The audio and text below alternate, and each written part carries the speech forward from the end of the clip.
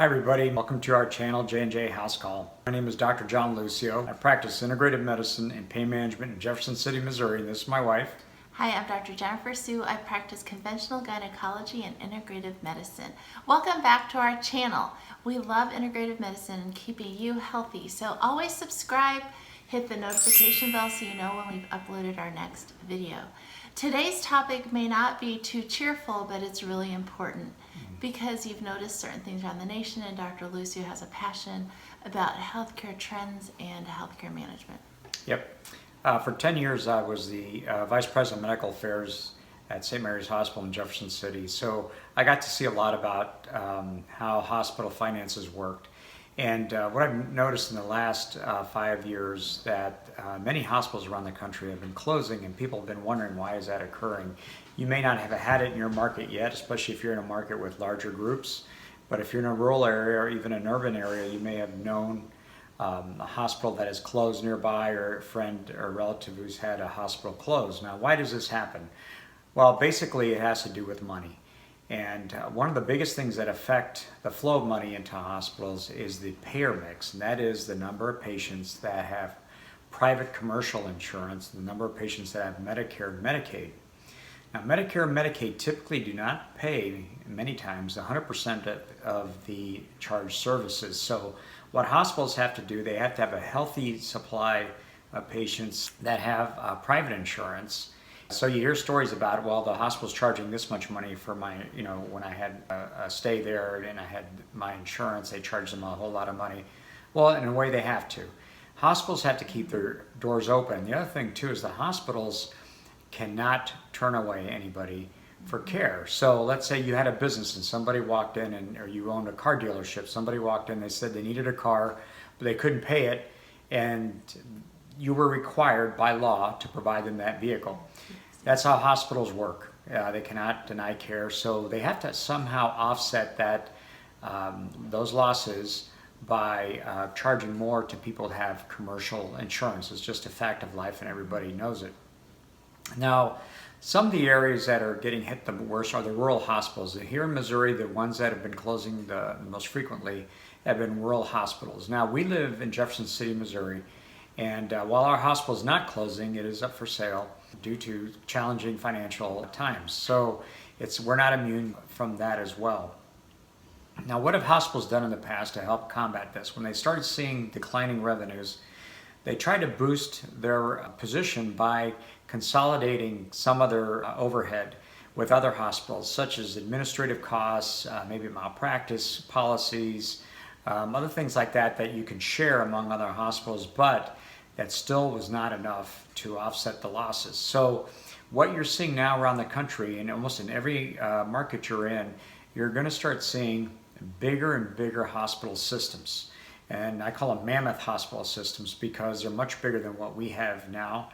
And that's necessary because they have market power. They're able to negotiate with insurances and actually quite successfully and able to get the reimbursement that they need to survive and keep their doors open. The majority of the hospitals are not for profit. There are a few for-profit hospitals. I'm not going to get into the differences between those two, but the challenges are equally on both sides. Now, the other thing that's very difficult for hospitals is that the majority of the hospitals focus a lot on inpatient care. And while in the past that was fantastic because that was their primary purpose, the trend has been seeing decreasing reimbursement for inpatient care, which is a shame for the baby boomers now coming up that are going to require hospitalization. And unfortunately, the hospitals do not make much money on inpatient cares. They make the majority of their money on outpatient services. And so what they do is they start shifting some of their services to outpatient services. Now, who in the market already is doing outpatient services? Physician groups. And oftentimes you'll see in markets, you'll have competition with the physician groups in terms of outpatient surgery centers and things like that. So, and that's ongoing throughout the country. It's not just unique in any particular market. So that's kind of a shame because it actually pits physicians against the hospitals when it's really not necessary. Now, what has been the effect of COVID on our healthcare system? Due to most hospital systems trying to conserve personal protection gear and to provide a safe environment for patients. They canceled a lot of elective surgery cases, which really were very profitable for the hospitals. And not only that, but patients stopped going to the hospitals because they put off care. They were afraid of getting infected, and they stopped going to see their primary care physicians or their specialists because of the fear. That had a double whammy on hospitals that dropped their revenue dramatically. Will that recover with time? I'm sure it will, but it's not going to be immediate recovery. And in places where that had a high population of COVID patients, especially in the ICUs, these hospitals got hit with a double whammy because of the cost of COVID and treating these patients, which were typically high intensity, and coupled that with the fact that they were not doing elective surgeries. This put a big financial drain on many of those hospitals, and they're struggling right now. So, is anybody doing okay during this COVID thing and the financial hardships hospitals are suffering right now? There is one group, the commercial health insurance companies. Imagine if you kept paying your premium, but you didn't use the care, or didn't go to your physician, utilize any of the services you required. What would happen? Well, the insurance companies keep collecting the premiums and their profits go up. The first quarter of this year, the two major systems that are in our environment had recorded profits, and they kept pace with what was expected in their budgets. And we're going to continue to see this. So insurance companies have done very well, unfortunately, through this. I'm hoping maybe they'll pass the savings on to the consumer eventually in terms of lower premiums next year. That's to be determined. These profits occur in spite of the increased cost of treating COVID patients. Comparatively speaking, there weren't that many compared to the total population in these plans. So they kept getting the premiums. They were easily able to pay for the COVID treatment and still made a great profit. I think that's a really good summary. Even I learned so much from him. I would ask a question. Is there something that I can do as an individual to help my local hospital to keep from it closing?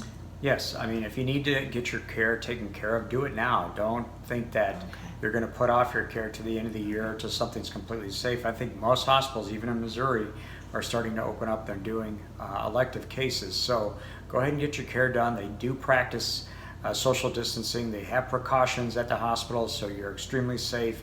And even in the clinics, if you have to see your doctor to take care of your diabetes, your heart disease, high blood pressure, any lung problems, go see your physician. Do not put off your care. I've read stories about patients that have had strokes or heart attacks and did not come in because they were afraid of getting infected, and they suffered at the end.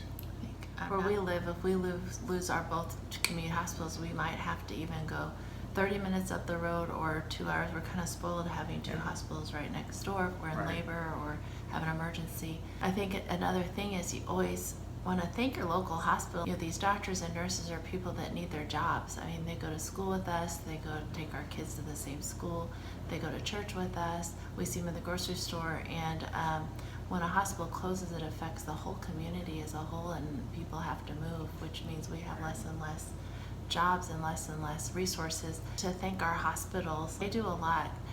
If a person comes in for a drug overdose or a heart attack and doesn't have insurance, they have to take care of them, whether it's coding them or having a 14-day stay in the ICU. The hospital has always absorbed it.